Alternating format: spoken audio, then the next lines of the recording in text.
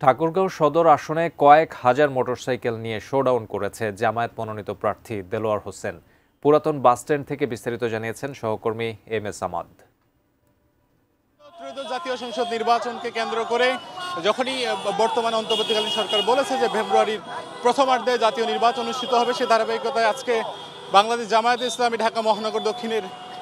assistant secretary এবং ঠাকুরগাঁও 1 আসনে জামায়াতের সংসদ সদস্য পদপ্রার্থী যিনি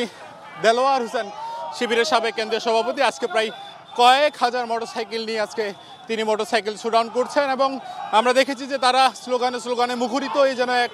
জাতীয় নির্বাচনের যে এক আমেজ কিন্তু আজকে ঠাকুরগাঁও জেলা শহর জুড়ে তৈরি হয়েছে এবং সকলে স্লোগান দিচ্ছেন যে দাঁড়িপাল্লাকে কেন্দ্র করে এবং নানা যে প্রতিশ্রুতি, এই প্রতিশ্রুতির কথা কিন্তু